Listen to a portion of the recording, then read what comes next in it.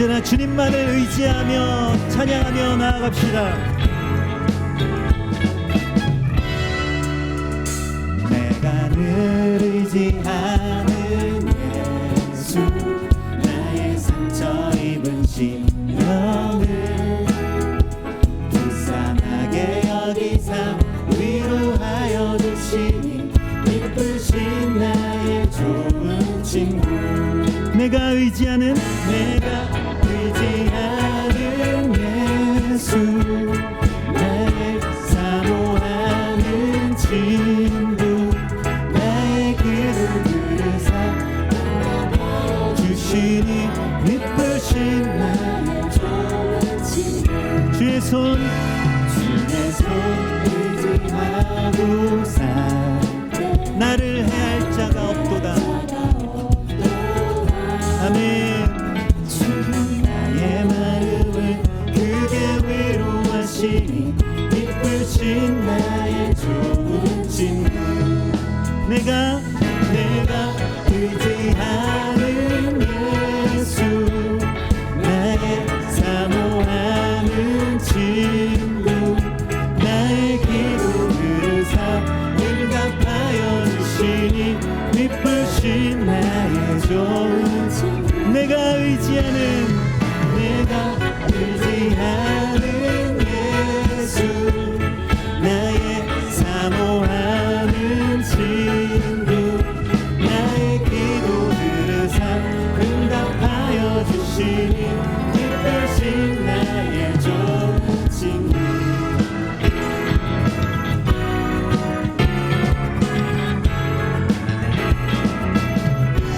내가 요단강 건너가며 마음이 두려워서 우리에겐 천국의 소망이 있습니다. 노하시니 어찌 두려워하랴 기쁘신 나의 좋은 친구. 이후 천국의 모든 성도들과 다 함께 우리를 구하신 주를 찬양하리라 기쁘신 나의 좋은 친구. 내가 의지하는 예수, 나의 사모하는 친구, 나의 기도 들으사 응답하여 주시니 기쁘신 나의 좋은 친구. 내가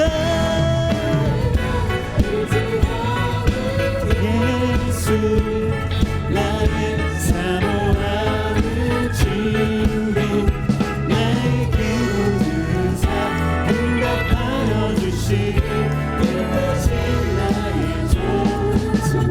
우리 악기로 주님을 찬양합시다.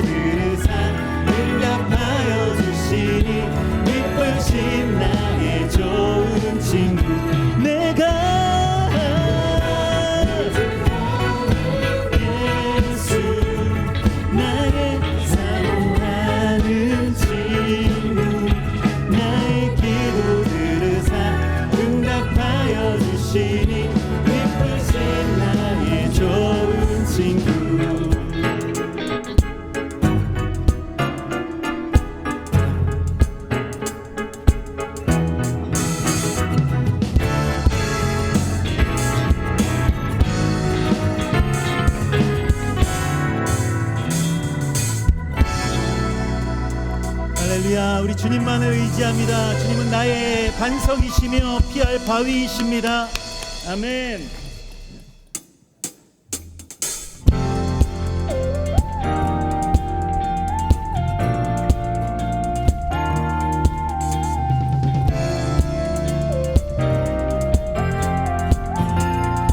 어떤 말로도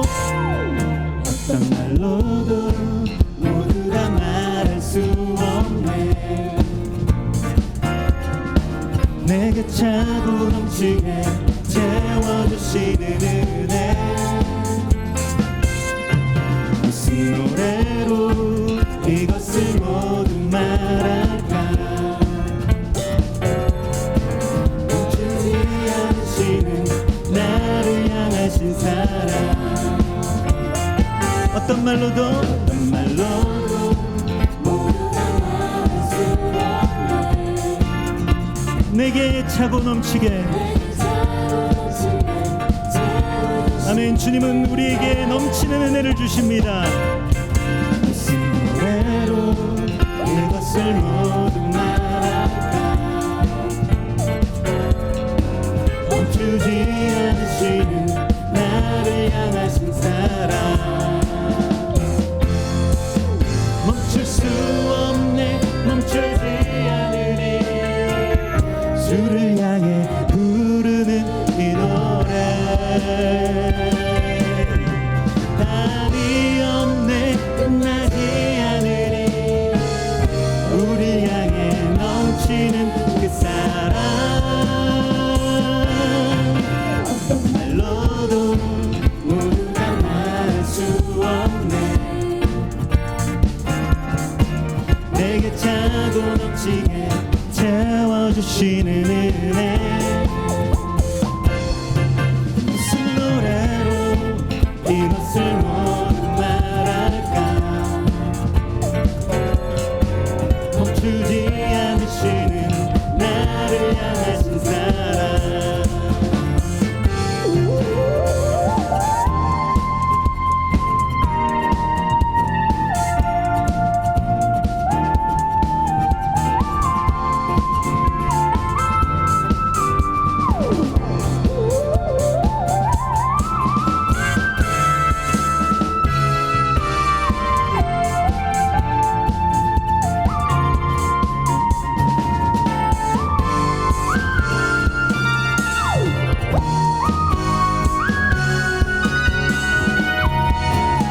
멈출 수 없네. 멈추지 않으리.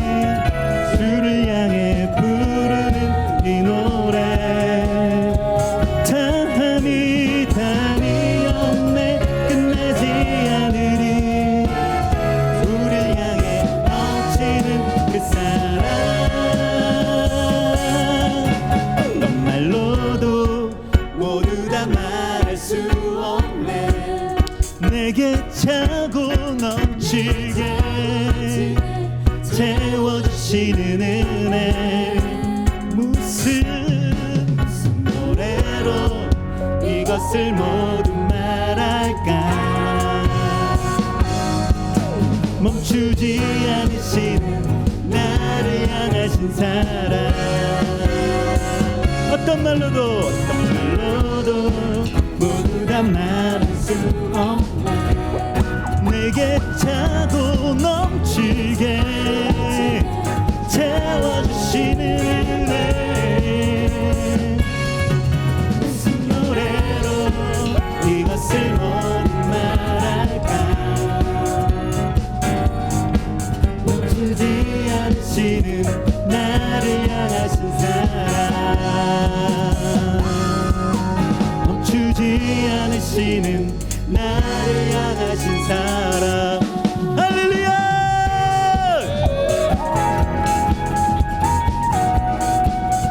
우리를 향하신 멈추지 아니하시는 주님의 사랑으로 우리를 건지시고 지키시는 주님을 찬송합니다. 할렐루야.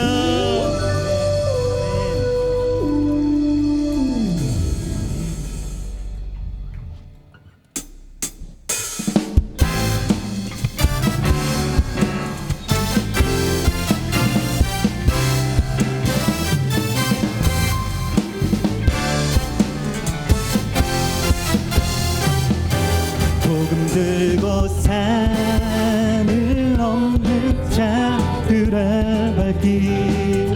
아름답도다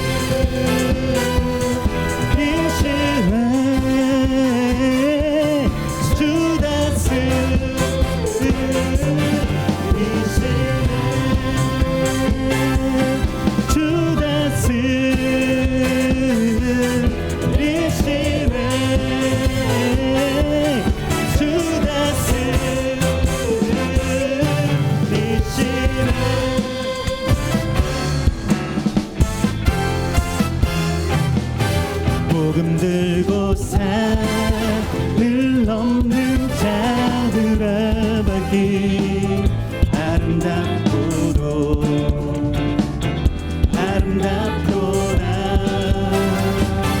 평화 전하며 복된 소식을 외치세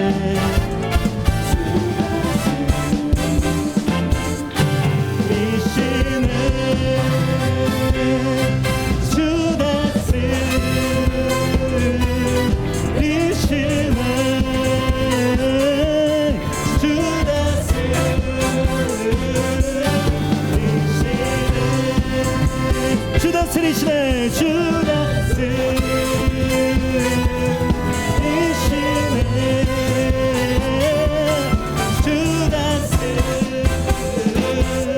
주다스리시네 우리 악기로 찬양합시다. 119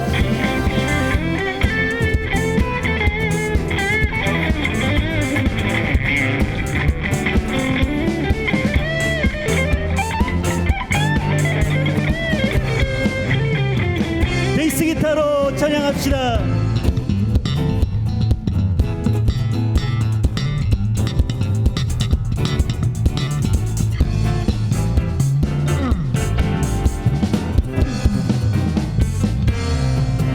건반으로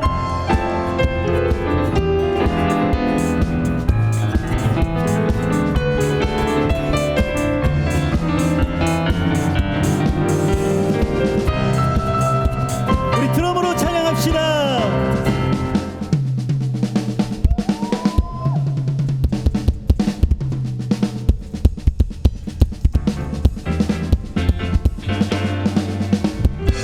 이번에 우리의 목소리로 찬양합시다. 주다스리시네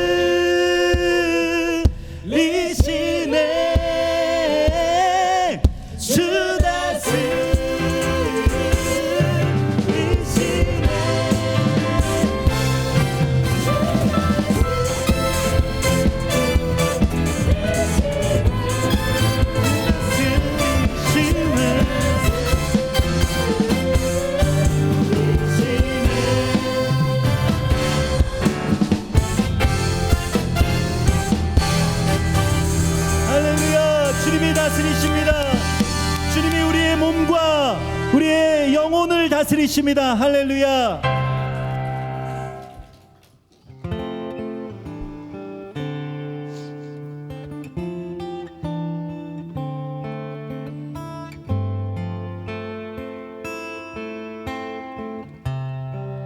내가 주의 신을 떠나 어디로 피할까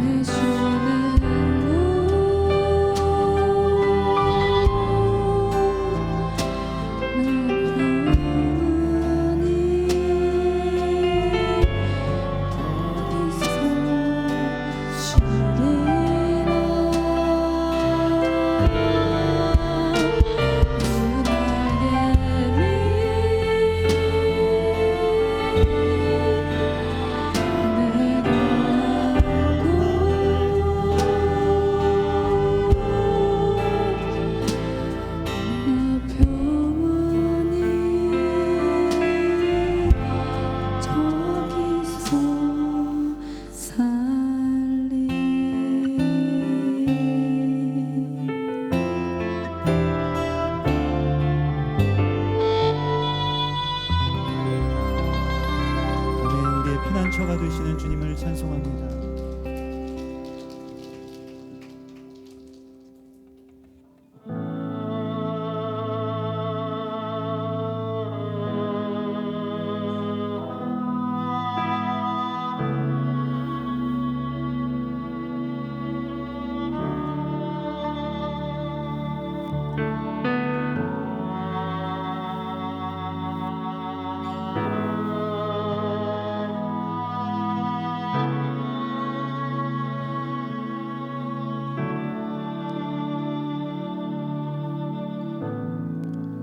광야 가운데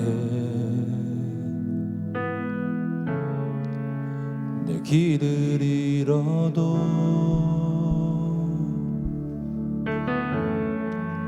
참된 길이 되시 나 주를 기다려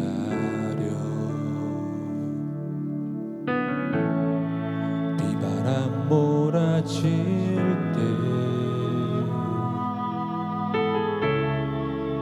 내 믿음 흔들려도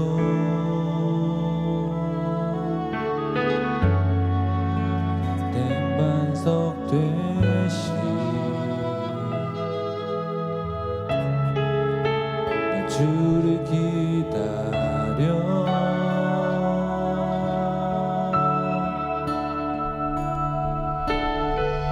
나 이곳에 굳게 서서 믿음의 두 손을 들고 주의 이름 선포하리라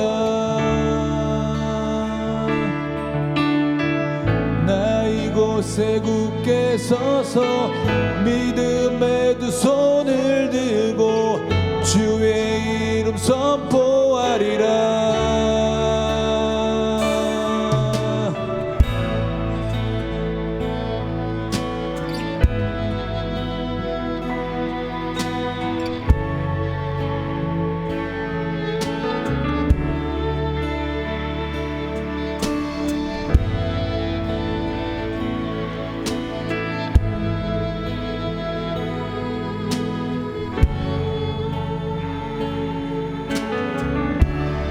광야한 가운데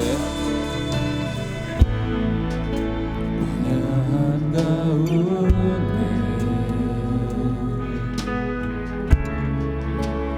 길을 잃어도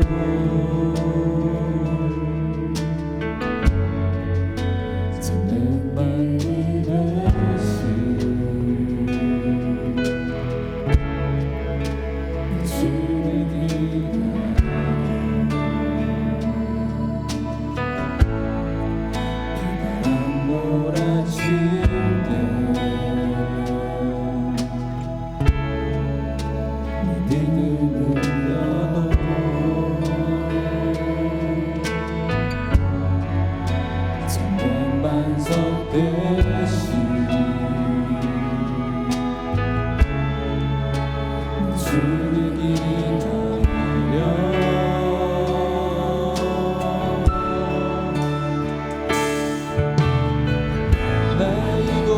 굳게 서서 믿음의 두 손을 들고 주의 이름 선포하리라.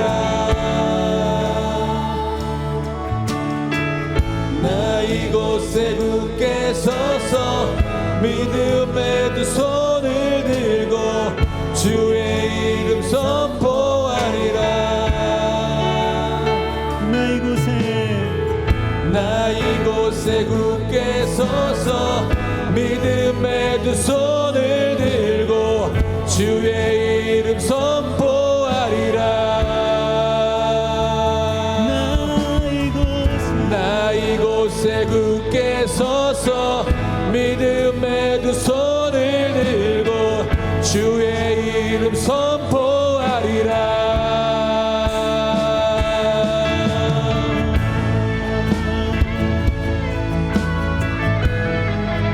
산아 네가 무엇이냐. 네가 수룹바벨 앞에서 평지가 될 것이라. 우리 앞에 놓인 그 큰 산을 주님의 평지로 바꿔주시는 그 은혜를 찬송합시다. 큰 산아 내가 무엇이냐. 너는 내 앞에서 평지가 되리라. 큰 산아 내가 무엇이냐. 너는 내 앞에서 평지가 되리라. 큰 산아 내가 무엇이냐. 너는 내 앞에서 병지가 되리라.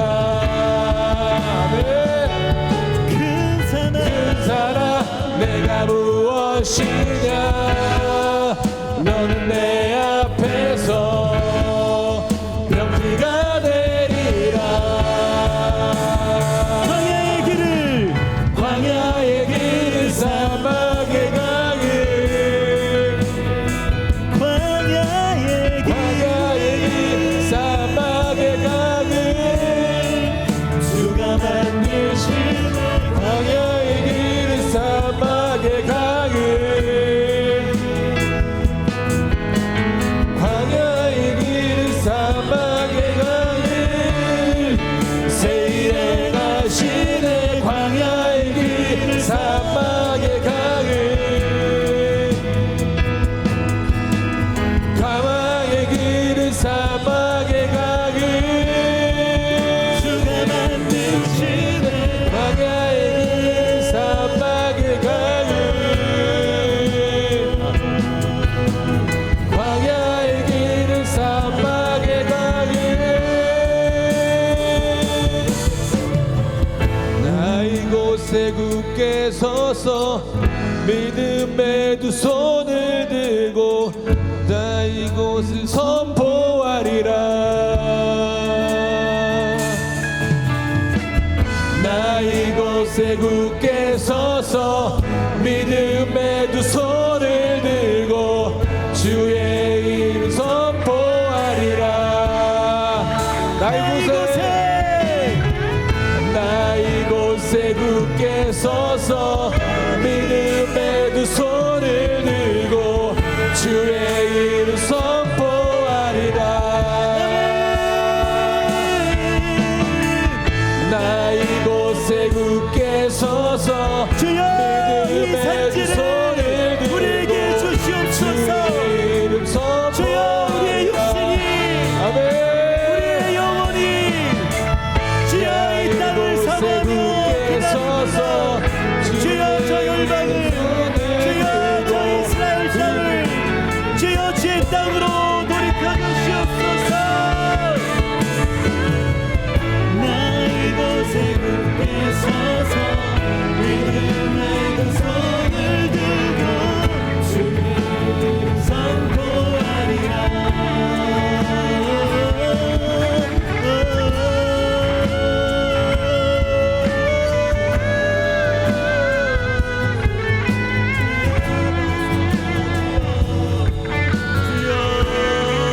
주여 70년 동안 분단된 이 땅에 주여 모든 분단의 경계를 무너뜨리소서.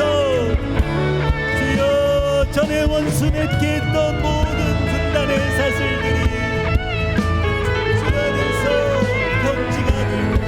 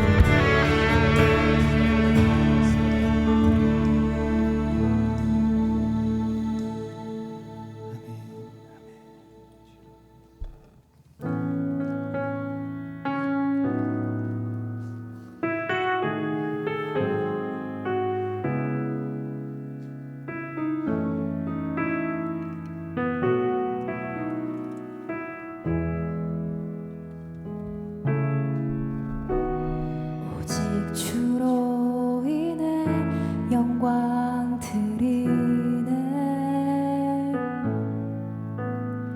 오직 주로 인해 찬양하네. 오직 주로 인해 나의 목소리 높여 나 경배하리. 오직 주로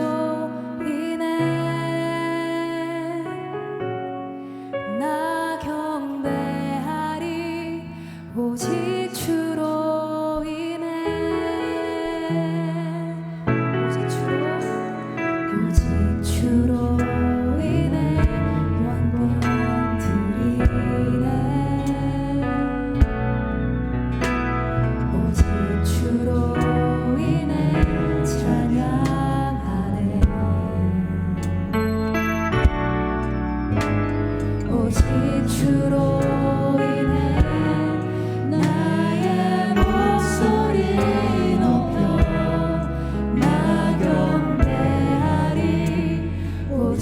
주로 인해 나 경배하리. 오직 주로 인해 여호와 이레 날 채우시네. 여호와 니시 승리로 날 이끄시네. 여호와 샬롬 여호와의 왕 나 경배하리. 오직 주로 인해 여호와 이레 날 채우시네.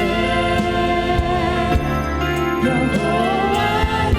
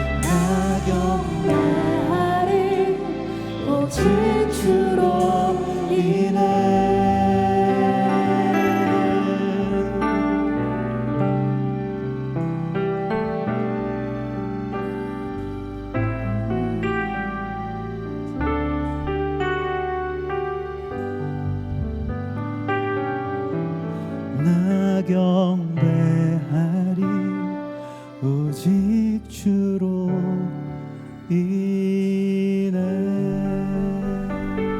아멘. 우리 주님께 감사와 영광의 박수를 드립시다. 우리를 예배할 수 있게 하시고 우리를 기뻐할 수 있게 하시고 절망 가운데서도 소망을, 주님 고통 가운데서도 찬송을 부르게 하여 주시는 주님을 찬송합니다. 주여 왈레마바스타. 요한복음 13장 1절에서 17절까지의 말씀입니다. 요한복음 13장 1절에서 17절까지의 말씀, 제가 한 절, 여러분들께서 한 절 그렇게 교독하시겠습니다.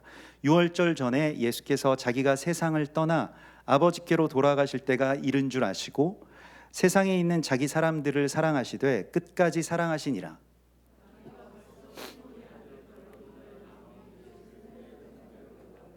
저녁 먹는 중 예수는 아버지께서 모든 것을 자기 손에 맡기신 것과 또 자기가 하나님께로부터 오셨다가 하나님께로 돌아가실 것을 아시고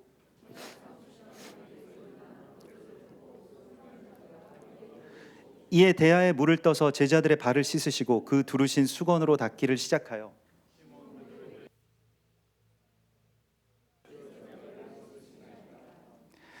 예수께서 대답하여 이르시되 내가 하는 것을 네가 지금은 알지 못하나 이후에는 알리라.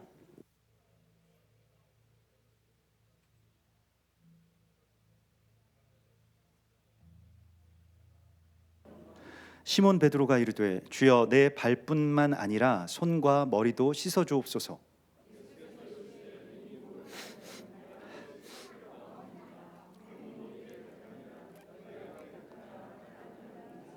이는 자기가 팔자가 누구인지 아심이라. 자기를 팔자가 누구인지 아심이라. 그러므로 다는 깨끗하지 아니하다 하시니라.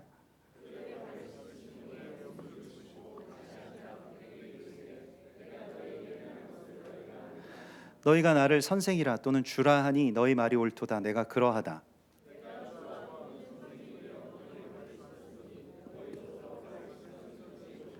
내가 너희에게 행한 것 같이 너희도 행하게 하려 하여 본을 보였노라.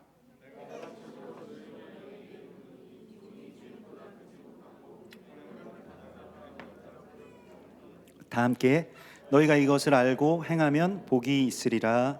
아멘. 하나님 말씀입니다. 여러분들은 이 세족식의 그 장면들을 오늘 이 요한복음 13장의 말씀에서 이제 우리가 보게 됩니다. 그 세족식이라고 하는 것은 무엇일까요? 왜 주님께서 이 세족식을 행하셨는지 그것에 대하여서 생각해 보신 적이 있으실까요? 오늘 세족식에 대한 이 말씀을 묵상하면서 조금 있으면 십자가에 달려서 모든 인류의 죄를 다 씻어 주실 텐데 굳이 그것도 식사하시다가 일어나셔서 제자들의 발을 씻어 주실 필요가 뭐가 있었을까? 그냥 십자가로 다 되는 거 아닌가? 그런 생각들을 하게 됩니다. 그런데 오늘 주님께서는 유월절 그 세데르, 그 식사, 그 세데르라고 하죠. 그 세데르는 무엇입니까? 우리가 그 세데르라고 하는 말 자체가 순서가 있다는 거예요. 그래서 그 순서대로 그 순서 하나하나가 다 의미가 있고 주님께서 우리를 구원하실, 어린 양의 보혈로 구원하실 그 구원의 계획과 예루살렘의 회복과 이런 모든 것들이 그 세데르에 다 들어가 있는데 그 스케줄 안에 지금 이 세족식에 발을 씻어 주시는 순서를 넣으셨다는 것입니다. 예수님께서. 근데 그것은 그냥 단순히 예수님이 좀 이제 떠날 때가 가까우셨으니까 좀 감성적으로 이렇게 그 제자들의 발을 씻어 주시면서 어떤 작별 의식을 하시는가 보다. 보통 이렇게 많이 그 생각을 하고 저도 보면 그렇게 생각을 했습니다. 그런데 이 세족식의 의미를 다른 관점에서 오늘 조금 더 깊이 하나님께서 우리에게 깨닫게 하시기를 원하시거든요. 그래서 오늘 이 말씀을 좀 다시 한번 보면 먼저 1절의 말씀을 보십시오. 유월절 전에 예수께서 자기가 세상을 떠나 아버지께로 돌아가실 때가 이른 줄 아시고 세상에 있는 자기 사람들을 사랑하시되 끝까지 사랑하시니라 이렇게 되어 있습니다. 자, 세상에 있는 자기 사람들을 끝까지 사랑하시느니라. 이 말씀에 모든 비밀들이 다 담겨져 있죠. 세족식의 비밀도 여기에 있습니다. 무엇입니까? 끝까지 사랑하시니라. 제가 어릴 적에 뭐 어디 이제 주일학교에서 어디 이렇게 이 수련회, 그러니까 약간 뭐 임원 야유회 같은 거였어요. 그래서 뭐 수련회를 겸한, 그래서 뭐 바닷가에 가서 막 같이 이렇게 재밌게 친구들이랑 노는데, 뭐 이렇게 막 물에서 놀다가 이제 좀 추우면은 밖에 나와서 이렇게 모래사장에서 이렇게 몸을 묻고 뭐 이렇게 하면서 막 발을 뭐 다 같이 발 모아가지고 막 묻고 뭐 이러다가 어떤 애가 저한테 너는 왜 이렇게 발이 못생겼니? 이렇게 물어보는 거예요. 그래서 갑자기 저한테, 그래서 뭐 내가 발이 못생겼는데 뭐 걔가 꼭 물어볼 일은 아니잖아요. 그래서 생각해 보니까 조금 기분이 이상한 것 같아요. 근데 이제 거기서 또 밀리면 안 되니까, 그래서 나는 발부터 시작해서 이렇게 머리로 올라갈수록 잘생겨져. 그래도 좀 다행이지 뭐야. 뭐 너는 반대니? 뭐 이렇게 제가 괜히 근데 나중에 이제 여자애한테 듣고 보니까 그 당시에 되게 심란했다는 거예요. 제가 발이랑 다리가 저렇게 못생겨서 딸을 낳으면 어떡하나, 뭐 이런 생각이 들었다는 거죠. 다행히 아들을 낳고 그 여자애랑 잘 살고 있습니다. 그 아들들도 뭐 저의 발을 닮은 아들들은 없는 것 같아요. 그래서 뭐 심란할 수 있죠. 심란할 수 있는데 뭐 제 아내는 뭐 그 당시에는 그랬지만은 성령께서 이렇게 이끌어 주셔가지고 지금은 뭐 모르겠습니다. 물어보진 않았는데 제 발까지 사랑하는지는 모르겠습니다만은, 예수님은 제자들을 사랑하시는데 사랑하고 싶은 것만 사랑하신 게 아니죠. 사랑할 수 있을 때까지 사랑하신 것도 아니고요. 그냥 끝까지 사랑하셨다. 이 극단까지 끝까지 사랑하셨다라고 하는 것이 굉장히 중요합니다. 가장 사랑할 수 없는 부분을 성경에서는 그 마지막 부분, 그러니까 우리의 몸의 마지막, 그걸 에케브라고 하는데, 발 중에서도 발꿈치. 그래도 발가락은 그래도 좀 눈에 잘 띄기라도 하죠. 발꿈치는 우리가 뭐 보려면은 뭐 별로 이렇게 신경을 못 쓰죠. 물론 뭐 유독 발 관리를 열심히 하시는 분들도 계실 겁니다. 열심히 하시면 좋죠. 발 미인이 또 있으시다면서요. 저는 뭐 발 미인을 어떻게 보나. 다들 신발 신고 다니시는데 그래도 발 미인이 또 있대요. 또 자기만의 어떤 자부심이시겠습니다만은, 그런데 그런 어떤 성경에서 이제 구약에서 에케브라고 하는 것이 굉장히 좀 중요한 개념입니다. 그래서 이 토라 포션, 이게 54개가 있잖아요. 그 중에서 한 독립되어 있는 한 토라 포션의 제목이 에케브, 그러니까 발꿈치라고 하는 토라 포션 제목이 있어요. 신명기서 7장에서부터 시작되는 토라 포션인데, 근데 그 발꿈치는 우리는 보통 이 발꿈치, 그래서 에케브를 손으로 잡았다. 이게 손을 히브리 말로 요드라고 하거든요. 그래서 에케브를 요드로 잡았다라고 해서 에케브 해서 이제 야콥 이렇게 된 겁니다. 이 손으로 발꿈치를 잡다. 그래서 야곱이 된 거죠. 야곱의 이름이 발꿈치를 잡다라고 하는 그런 뜻이죠.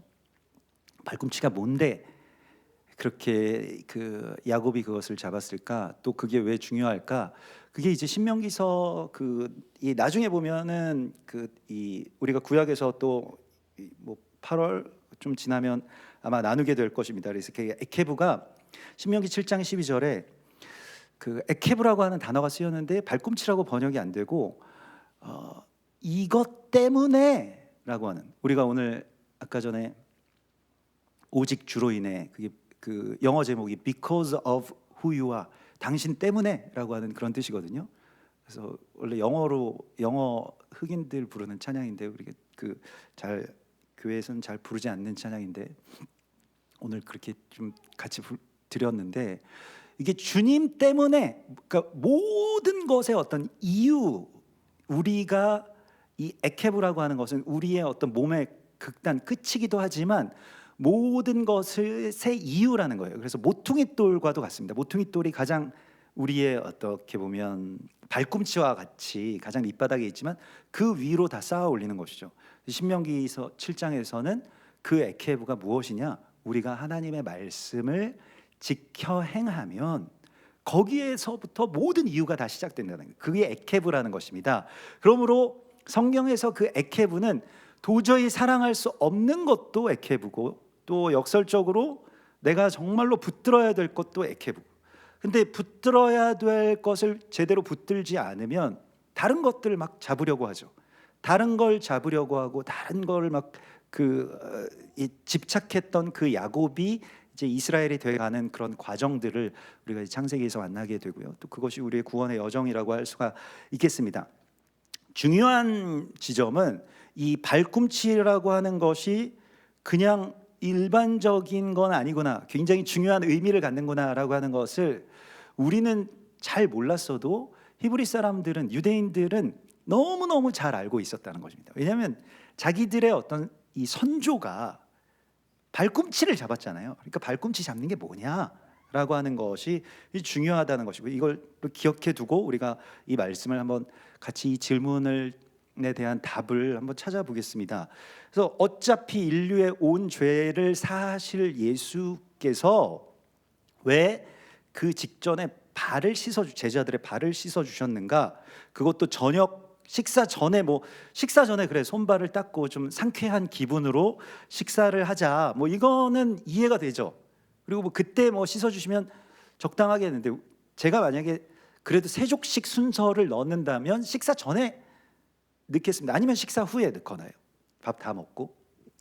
근데 식사 전에 이렇게 손발 닦고 먹으면 좋겠죠. 근데 그런 게 아니라 식사하시다가 중간에 이걸 가지고, 오늘 보시면 저녁 잡수시던 자리에서 일어나 겉옷을 벗고 수건을 가져다가 허리에 두르시고, 이게 세대가 끝나지 않았습니다. 이 뒤에도 순서가 여러 가지가 남아 있었는데, 저녁 잡수시던 자리에서 일어나서 겉옷을 벗고 수건을 가져다가 허리에 두르셨다라고 하는 것입니다. 그리고 이에 대하에 물을 떠서 제자들의 발을 씻으시고 그 두르신 수건으로 닦기를 시작하셨다. 왜 예수님께서 갑자기 겉옷을 벗으시고 수건으로 자기 허리를 동이셨을까요? 보통 일반적으로는 그냥 세족식이니까 발을 닦기 위해서, 또 발을 이렇게 물로 씻으시고 대야의 물을 받아서 씻으시고 그걸로 수건으로 이렇게 닦아주시기 위해서 허리에 수건을 동이시지 않았을까, 이렇게 우리가 생각을 하는데, 물론 맞습니다만 표면적으로는 그 안에 있는 그게 이제 그냥 요한복음에서 세족식의 예수님의 어떤 복장이나 그런 어떤 디테일한 모습들을 묘사하기 위해서 쓰지는 않았습니다. 요한복음은 이 모든 것들이 다 의미가 있다라고 여겨지는 것들만 기록하였다라고 요한복음은 그렇게 우리에게 밝히고 있습니다. 그래서 요한복음은 예수님께서 행하신 일을 다 디테일하게 묘사하지 않았다. 요한복음 21장에서 이 사도 요한이 그렇게 이 마지막 이 맺는 말에 그렇게 쓰고 있습니다. 그래서 이 모든 것들을 낱낱이 기록한다면 이 세상이라도 이 기록된 책을 두기에 부족할 줄 아노라. 그래서 나는 여기에서 뭔가 핵심만을 기록했다는 거예요. 그게 요한복음입니다. 요한복음은 그래서 굉장히 상징들이 많죠. 그러니까 이 모든 것들은 요한복음을 읽으실 때는 다른 복음서도 사실 마찬가지입니다만은 영적인 어떤 상징이나 비밀들이 있다는 걸 우리가 알아야 됩니다. 굉장히 많은 의미들을 이 어떤 한 복장 자체에, 그러니까 갑자기 겉옷을 벗으시고 허리에 수건을 띠셨다라고 하는 이런 장면들이 다 굉장히 의미가 있어요. 그 의미가 무엇인지를 우리가 이 안에서 보게 됩니다. 그래서 먼저는 이제 겉옷을 벗으셨다는 것인데요. 우리가 지난주에 이 토라 포션을 통해서도 나누었습니다. 그런데 대제사장이 죽을 때, 대제사장은 죽을 때 그냥 죽는 게 아니라 겉옷을 벗어서 다음 제사장에게 입혀줍니다. 그래서 민수기서 20장 6절에 보면 26절에 보면 아론에게 호르산으로 올라오라고 해서 아론에게 그 옷을 입히라. 그러니까 그 옷을 벗기라. 겉옷을 벗고 그리고 주님께로 나오게 하고, 그럼 그 겉옷은 누구에게 입히느냐? 그 다음 제사장인 엘르아살에게 입혀주게 됩니다. 그래서 예수와께서 겉옷을 벗으셨다는 것은 단순히 그 세족식을 발을 잘 씻기기 위해서 거의 물 튈까봐 벗으신 것은 아니고요. 뭐 그렇게 해서 벗으셨다고 해도 요한복음은 기록하지 않았을 것입니다. 그런 이유라고 한다면. 근데 의미가 있다는 거예요. 그래서 이것은 어떤 위임 예식과 연결되어 있다는 것입니다. 제사장의 사명을 예수와께서 행하셨던 그 사명을 그대로 그 남은 제자들에게 물려주시고 싶으신 것이죠. 그리고 본인은 어떻게 하시느냐? 수건으로 허리를 묶었다 이렇게 되어 있습니다. 수건으로 허리를 동이시고, 여기서는 뭐 두르시고 이렇게 표현되어 있습니다만 꽉 묶었다는 뜻이에요. 수건을 그 렌티온이라고 해서 이게 세마포를 뜻하는데요. 그 입관 그 예식에 참여해 보신 분들은 아실 것입니다. 이렇게 염을 다 하고 시신을 잘 닦은 후에 세마포로 싸서 마지막에 세마포 그 띠로 줄로 꽉꽉 묶죠. 그래서 뭐 어떤 유족분들께서는 너무 꽉 묶지 마세요. 뭐 우리 아버지 아파하세요. 막 이러시기도 하고. 근데 그런 경우가 있죠. 근데 왜 꽉 묶냐면 이제 아기들도 이렇게 그 갓 태어나서는 이렇게 꽉 묶잖아요. 강보로. 그것처럼 뭐 다시 아기 때의 그런 모습으로 돌아가기 때문이라고도 하고요. 뭐 여러 가지 이유가 있겠습니다만은 아무튼 그렇게 꽉꽉 묶어 놓습니다. 근데 그것을 말하는 거예요. 그래서 여기서 그 렌티온이라고 하는 그 세마포 띠로 예수와께서 자기 허리를 동이셨다라고 하는 것은 이제는 그 이 십자가를 향해서, 사망을 향해서 이 나가시겠다라고 하는 어떤 일종의 어떤 그 결단의 표현이기도 하고, 또 남은 자들에게 그 겉옷을 물려주시는, 위임해 주시는, 제사장의 사명을 위임해 주시는 이야기라고 하는 것이죠. 그래서 이게 이제 제사장 위임 예식, 또 발을 씻는 것, 이러한 모든 일들이 이 물로 누군가를 씻어주는 것이 우리에게 맡겨주신 주님의 사명이라는 거예요. 자, 십자가의 피로 구원해 주시고 죄를 씻어 주신다. 우리는 거기까지만 알고 있습니다. 근데 그거에 대해서 우리가 뭐 다 믿고 그렇게 우리 모든 인류가 구원을 죄 사함을 받았다라고 믿지만, 그럼에도 불구하고 주님께서는 우리에게 너희는, 우리가 지난주에 영문 밖으로 붉은 암송아지를 끌고 가서 다 붉은, 전신이 붉은 암송아지를 끌고 가서 그 붉은 암송아지를 완전히 다 소멸하는 제사를 드린 후에 거기에 허옇게 남은 재를 가져다가 잿물을 만들어서요. 거룩한 남은 자가 무엇을 하냐면, 정한 자가 그 물을 간직하였다가, 이게 우리 이 민수기 19장에서 말씀하신 것이죠. 물을 우리가 간직했다가 무엇을 하냐면, 부정함과 정함의 경계에 서 있는 사람들에게 필요할 때가 오는데 그때 가서 이걸 뿌려서 그를 정한 자로 만들어라, 이렇게 말씀을 하시고 있습니다. 이게 우리에게 주신 하나님의 사명이라는 거예요. 예수님께서 우리 가운데 지금 이 사명을 주시고 있습니다. 이 사명은 어떤 사명이냐 하면, 이걸 예수님께서 마태복음 28장에서 승천하시기 전에 제자들에게 말씀하시죠.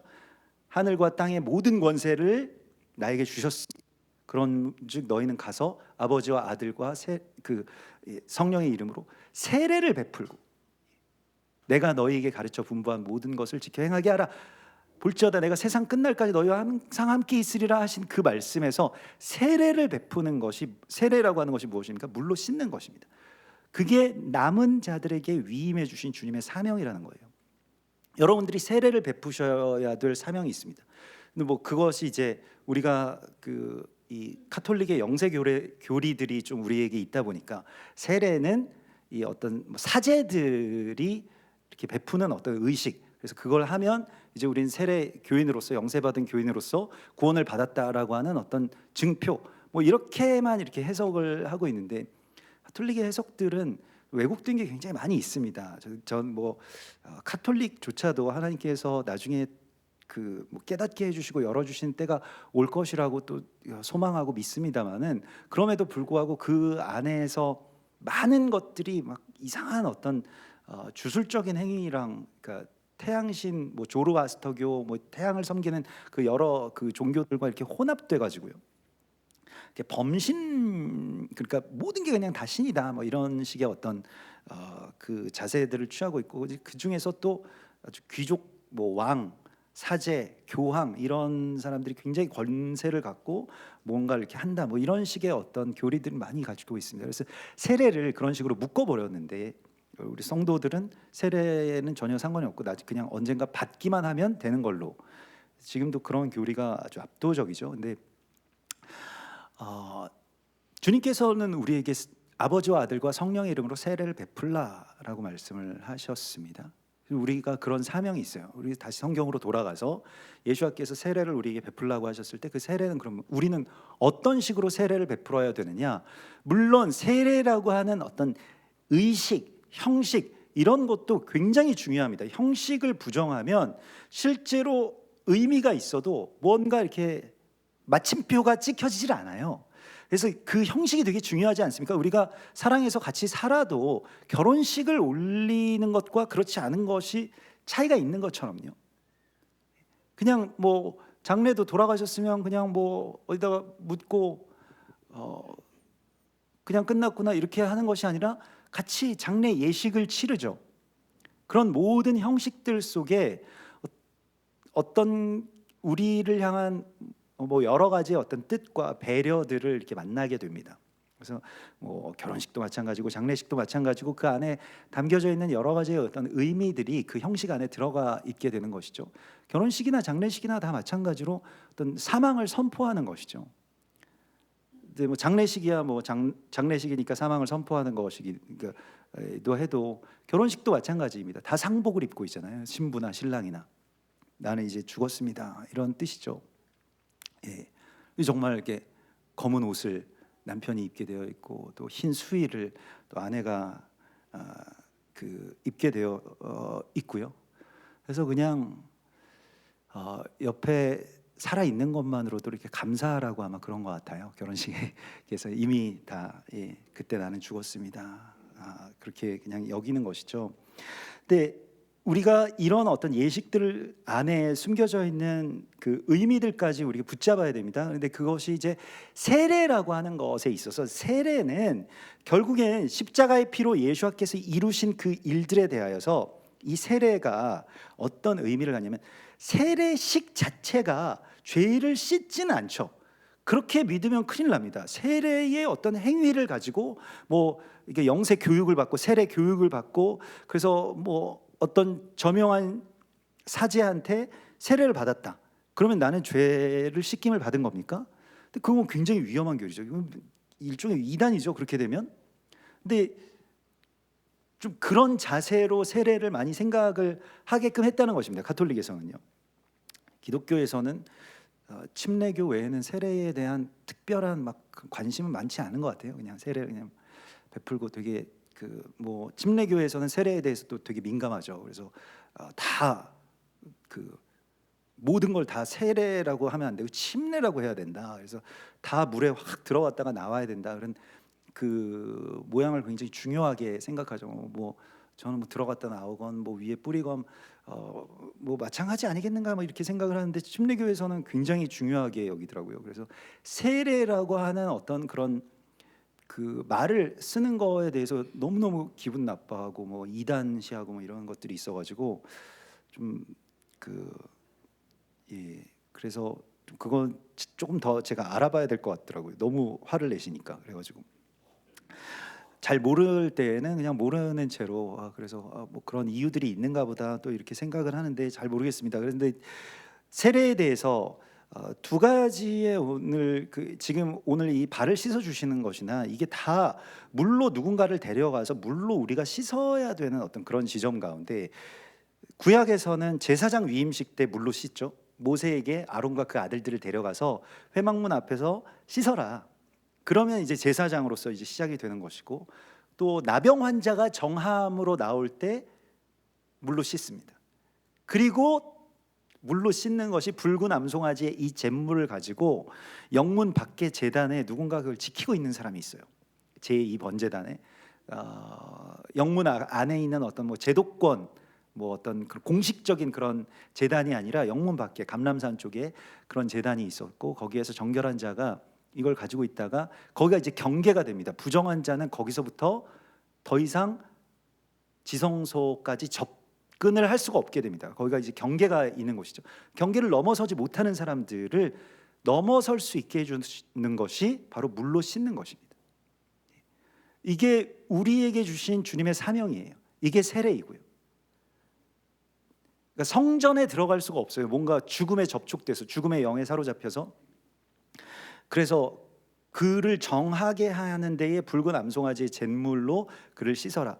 또 그를 위임하고 제사장으로 세우는 것, 이 모든 것들이 다 거기에 이제 구약에 들어가 있는 어떤 그런 세례의 원형들입니다. 나중에 뚱딴지 같이 세례 요한이 갑자기 무슨 세례를 시작한 게 아닙니다. 세례의 창시자가 아니고요. 이미 토라에서 그런 물로 씻는 예식들이 있었기 때문에 세례 요한과 그 에세네파라고 불리워지는 그런 쿰란 공동체가 그것을 한 겁니다. 그런데 자, 올 세례에 대한 중요한 본문이 있는데 베드로전서 3장의 말씀이죠. 베드로전서 3장 21절에 세례가 어떤 것이, 물 세례에 대해서 이렇게 말씀하고 있습니다. 물은 예수 그리스도께서 부활하심으로 말미암아 이제 너희를 구원하는 표니 곧 세례라. 그러니까 물 세례. 그런데 이것은 육체의 더러운 것을 제하여 버림이 아니요 하나님을 향한 선한 양심의 간군이라, 이렇게 말씀하고 있습니다.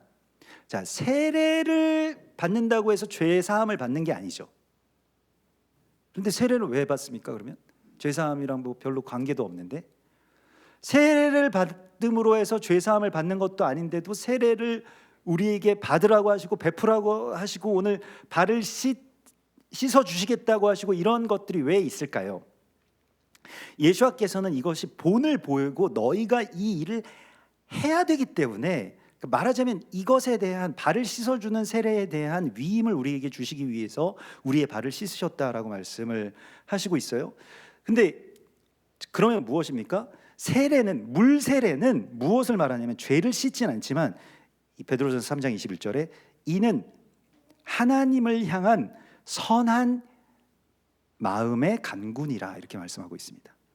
이게 무슨 뜻이냐면요, 우리가 세례가 사람이 주잖아요. 성령 세례 외에 우리가 물 세례의 사명을 우리는 갖고 있습니다. 물 세례는 우리가 주는 것이거든요. 우리가 서로 씻어 주시는 것이거든요. 근데 어떤 사람의 굉장히 더러운, 그리고 굉장히 못생긴 그 발과 같은 어떤 추악한 면들을 향해서 우리가 전에는 막 손가락질했다면 이제는 그것을 씻어주는 자가 되는 것이죠. 그래서 세례는 무엇이라고 말씀하십니까? 선한 마음의 간군이라. 선한, 여기서 양심이라고 표현해서 양심 또 뭐 또 다르게 이해가 될 수가 있으니까 선한 마음의 간구라는 거예요. 그래서 우리가 이런 어떤 사람들의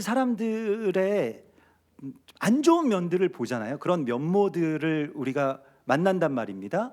근데 그것에 대하여서 그것을 씻어주는 것, 그게 우리에게 위임해 주신 주님의 사명이라는 것입니다. 그래서 너희도 이와 같이 발을 씻어주는 자가 되라. 이미 다 씻겼지만 그러면 무엇입니까? 예수님께서 그 보혈로 이 사람을 구해 주실 수 있지만 이 사람이 예수님께로 나올 때까지 그를 정결하게 하고 또 나오는 데까지 그 경계를 넘어설 수 있게 도와주는 것은 세례를 베푸는 우리의 몫이라는 것입니다. 그래서 세례 요한이 중요한 것이고요. 세례 요한의 그 영성이 계속 광야에서 세례를 베풀면서 그 죄인들에게 회개하면 당신들은 존귀함을 회복할 수 있다는 걸 선포한 거거든요. 너는 그렇게 죄인인 줄 모르냐, 이게 아니고요. 회개라고 하는 말 자체에 존귀함을 회복하라라는 뜻이 있죠. 뭐 영어로 우리가 늘 나눕니다만 repentance라고 하는 것이 repentance, 뭐 펜트하우스를 거기서 나온 말이 펜턴스라고 하는 존귀함이, 그 존귀함으로 돌아가라라고 계속 물로 사람들을 씻어주면서 외쳤다는 거예요. 그래서 예수와께로 계속 사람들을 이끌고 자기 제자들도 다 보낸 거죠. 이게 세례입니다. 우리가 베풀어야 될 세례가 바로 여기에 있는 것이고요. 우리가 그들의 발을 씻어주는 것이 바로 이 선한 양심의 간구라는 거예요. 그래서 이 말씀이 어떤 것과 이어지면 마태복음 18장 18절에 너희가 진실로 너희에게 이르노니 무엇이든지 너희가 합심하여서 두세 사람이 모여서 구하면 하늘에서도 듣고 이를 행할 것이다. 이렇게 말씀하시면서 어떤 사람이 죄를 범하였거든 두세 사람이 그를 둘러싸고 같이 주님 앞에 구하면 반드시 응답된다고 말씀을 하고 있습니다. 이게 세례예요. 세례. 그래서 우리가 베풀어야 될 세례입니다. 합력해가지고 합동해서 같이 그렇게 둘러싸고 어떤 죄인을 위하여서 너희가 합심하여서 무엇이든지 구하면 하늘에 계신 아버지께서 그대로 행하시리라. 이게 그래서 이 세례에 대하여서 물 세례에 대하여서 이게 그 좀 새로운 사명을 받기를 하나님께서 원하신다고 말씀을 하십니다. 또 더 나아가서는 이게 에베소서 5장에 보면 에베소서가 이제 원유맨의 어떤 말씀이 2장에 나오고 원유맨의 완성은 5장에 나옵니다. 그 완성의 지점 가운데 어떤 말씀이냐면 5장 25절에 이게 세례에 대한 말씀을 주세요. 남편들아 아내 사랑하기를 그리스도께서 교회를 사랑하시고 그 교회를 위하여 자신을 주심같이 하라. 그래서 남편들이 아내를 사랑하는데 자신과 같이 자신의 지체로 여기라라고 하는 말씀입니다. 그래서 이게 뭐냐? 자기 앞에 이것이 곧 물로 씻어서 말씀으로 깨끗하게 하사 거룩하게 하는 그 일을 우리에게 맡겨주신 것이라는 거예요. 이게 무엇이냐면 우리가 어떤 사람한테 그냥 타인으로서 대하지 않고 자기 지체로서 그를 여기고 그를 깨끗하게 거룩하게 말씀으로 선포할 때 이것이 세례라는 것입니다. 그래서 자기 앞에 영광스러운 교회로 세우사 티나 주름 잡힌 것이나 이런 것들이 없이 거룩하고 흠이 없이 씻어주라는 거예요. 누구에게요? 남편들이여 아내들에게. 이거는 우리가 여기서 남편들이여 아내들에게라고 하는 것은 최초의 타인이 아내였죠. 그러니까 그 아담에게 있어서 첫 번째 만난 딴 사람이잖아요. 다른 존재. 그런데 아담이 어떻게 이야기합니까? 이샤라고 이야기를 하잖아요. 이샤라고 하는 것은 이쉬는 나라는 뜻이고 이샤는 자기라는 뜻이잖아요. 그렇기 때문에 자신의 내 뼈 중에 뼈, 살 중에 살이로다라고 하면서 자기 지체로 그냥 연결됐어요. 타인인데 이걸 세례라고 하는 것입니다. 그러니까 이 사람의 어떤 죄악된 면이 있지만 그래요. 내가 발이 좀 못생겼어도 내 발인데 어떡하겠어요? 내 발이니까 그냥 내가 고맙게 여기는 것이죠. 그래도 그나마 그래도 이 발로 또 잘 걸어 다닐 수 있고 또 설 수 있고 이런 것에 대해서 축복하고. 근데 이게 그래서 우리는 자기 육체를 미워하지 않고 오직 양육하고 보호하기를 그리스도께서 교회에게 함과 같이 하나니 이게 다 세례라는 것입니다. 물로 씻는 그 행위예요. 우리는 그 몸의 지체임이라. 그러므로 사람이 부모를 떠나 그 아내와 합하여 둘이 한 육체가 될지니 이 비밀이 크도다. 나는 그리스도와 교회에 대하여 말하노라. 둘이 한 몸을 이루는 것. 특별히 둘이 한 몸을 이루기 위해서 무엇을 해야 되느냐? 그의 가장 수치스러운 그 부분을 내가 씻어줄 수 있는 자가 되어야 된다라고 말씀을 하시고 있습니다. 여러분 걱정되고 부족해 보이는 부분이 뭐 우리 자녀들을 볼 때 당연히 있을 수 있어요. 또 우리의 배우자들도 마찬가지고요. 근데 그걸 씻어주는 남편이 되라고 말씀을 하시고 있습니다. 불안하고 걱정이 많이 보여도 자녀들 보면 그런 게 있잖아요. 근데 그 자녀들은 되게 모르는 것 같아도 이 엄마와 아빠의 어떤 표정이나 숨소리, 어떤 분위기 이런 것들이 주는 메시지를 굉장히 너무 천재적으로 다 받아들이죠. 그래서 부모님이 그 평강의 눈으로 자녀들을 바라보아야 됩니다. 이렇게 걱정스러운 게 많잖아요. 너 이 세상 어떻게 살아가려고 하느냐. 저도 제 아이들을 보면 예전에 왜 어른들이 저한테 야 기술을 배워 기술을 너 그러지 말고 그 얘기를 왜 하셨는지 알겠어요. 우리 애들을 보면은 야 너 기술 배워라 이 말이 막 나오려고 하는데 기술은 뭐 또 아무나 배웁니까? 근데 그 걱정이 넘어오는 것이 아니라 우리는 그 안에서 역사하실 주님을 보잖아요. 그래서 무엇입니까? 물로 씻는데 물로 씻는 것이 말로 깨끗하게 하는 것이다, 이렇게 말씀하고 있습니다. 우리의 말이 말할 때도 이게 침도 좀 튀고 이러잖아요. 그게 세례라는 거예요. 무엇이냐면 축복으로 세례를 해주는 거예요. 야, 네가 있어서 정말 좋다. 너 정말 최고다. 네가 그래도 이걸 해주니까 얼마나 좋은지 모르겠다. 이렇게 계속해서 걱정이 많이 되죠. 기술 배워 이런 얘기가 막 턱 밑까지 나와도 이제 축복하는 것입니다. 왜냐하면 그 안에 그리스도 예수께서 역사하실 것에 대한 소망이 있기 때문에. 이게 세례입니다.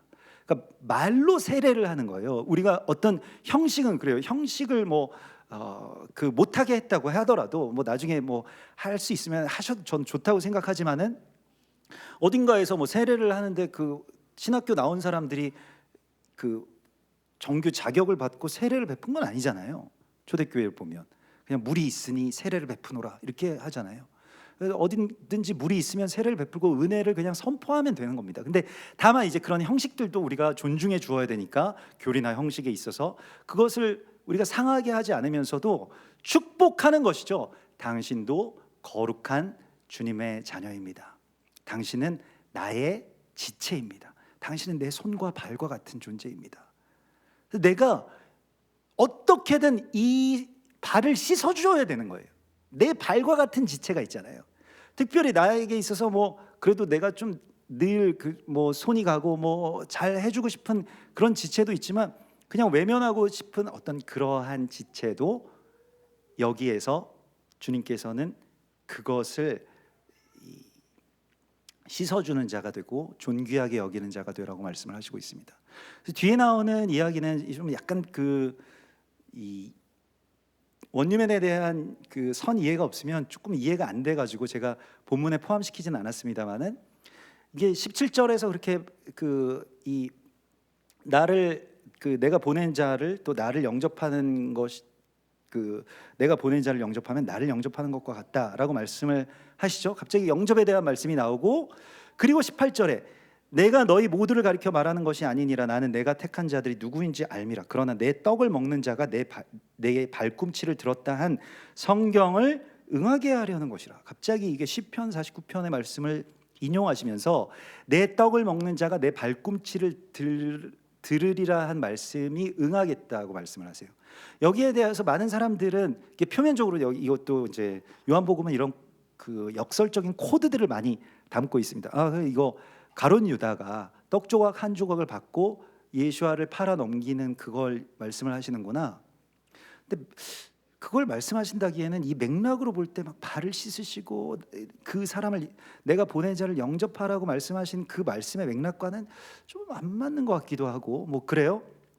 근데 아까 전에 우리가 그 에케브에 대해서 나눴죠. 내 떡을 먹는 자가 내 에케브를 들어 올릴 것이다. 에케브는 주님의 어떤 끝 혹은 시작점입니다. 거기가 어디일까요? 이스라엘이죠. 야곱, 에케브, 이 발꿈치. 그래서 대적은 내 발꿈치를 상하게 할 것이라고 말씀하신 이 창세기 3장의 이 복음도 마찬가지죠. 물론 꼭 이 어떤 현대 이스라엘이나 그냥 어떤 육적인 이스라엘만을 말하는 건 아니겠으나, 그럼에도 불구하고 내 떡을 먹는 자는 주님의 말씀을 우리가 양식으로 삼을 수 있는 사람들입니다.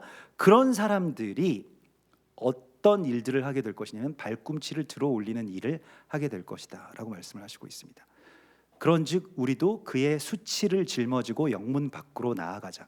그 영문 밖의 제사가 바로 이 세례인 것이죠. 그에게 짊어진 짐이 그의 치욕이 되었느니라. 그게 바로 이스라엘입니다. 하나님의 치욕이 된, 하나님의 수치가 된, 그게 바로 북한입니다. 하나님의 수치가 된, 하나님의 피조물들인데 아직도 이상한 종교 같은 어떤 그런 이 나라들을 세워 나가고 있고, 동방의 예루살렘이 폐하여지고 멸망에 가증한 것들이 지금 세워져 있죠. 근데 이러한 모든 것들이 이제 주님께서 우리의 선포를 통해서 우리가 간직한 우리는 구원을 받았기 때문에 그 은혜의 물이 있습니다.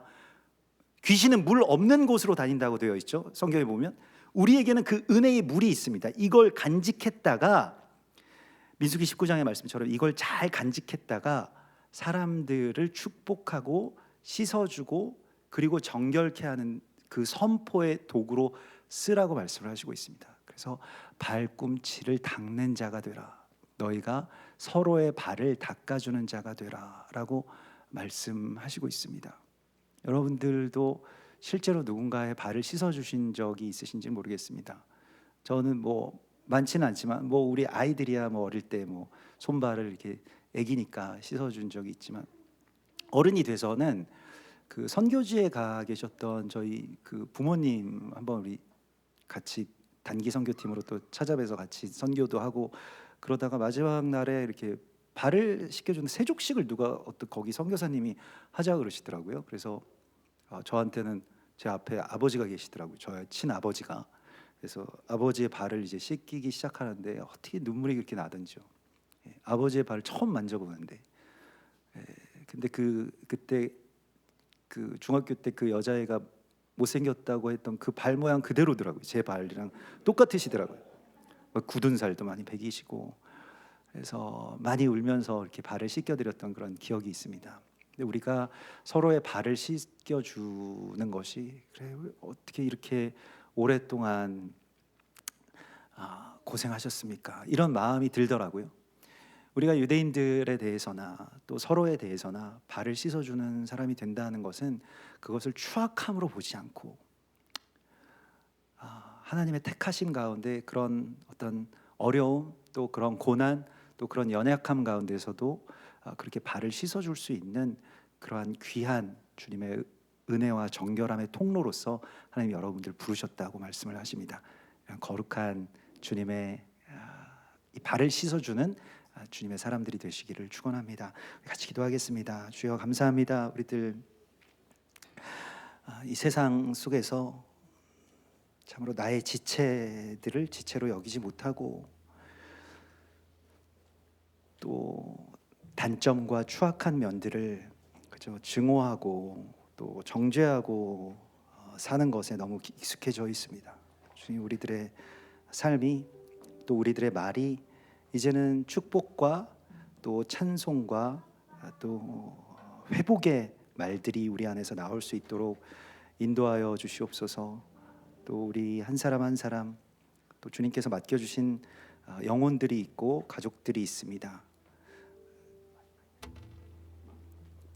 그래서 주님께서 우리의 모든 말과 또 표정과 또 삶의 모든 것들을 통하여서 우리에게 맡겨주신 이 귀한 세례의 사명을 발을 씻어주는 것과 같은 이 귀한 일들을 우리의 가정에서 또 우리의 직장에서 또 우리의 교회에서 어디에서나 만나는 모든 사람들의 발을 씻는 자들 되게 하여 주시옵소서. 주님의 말이 내 안에서 생수의 강이 되어서 흘러가게 하여 주시옵소서.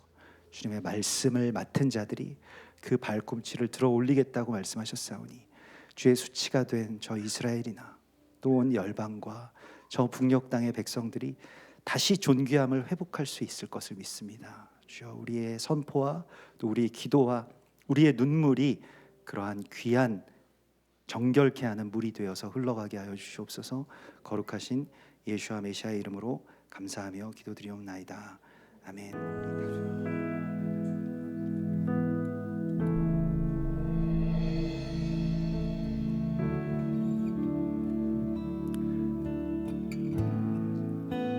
광야 가운데 내 길을 잃어도 참된 길이 되신 나 주를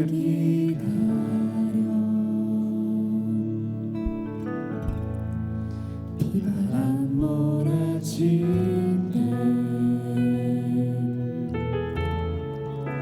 내 믿음 흔들려도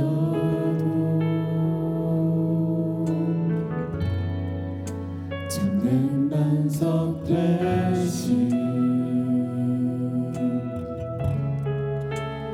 주를 기하며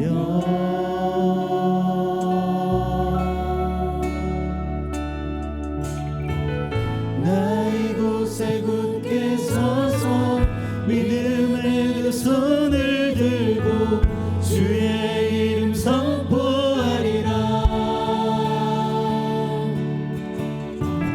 나 이곳에 굳게 서서 믿음의 두 손을 들고 주의 이름 선포하리라.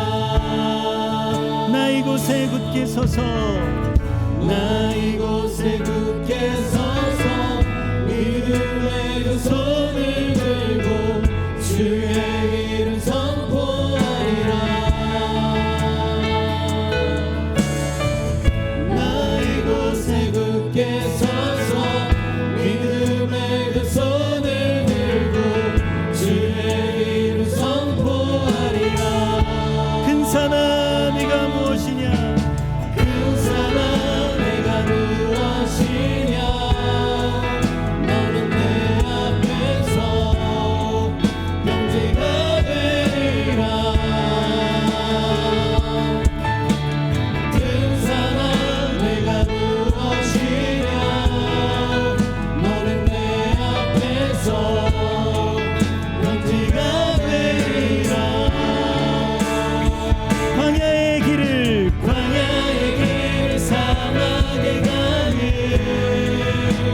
광야의 길 사막의 강을 주가 만드시네. 광야의 길 사막의 강을 광야의 길 사막의 강을 세인하시네. 광야의 길 사막의 강을 광야의 길 사막의 강을 주가 만드시네. 사막의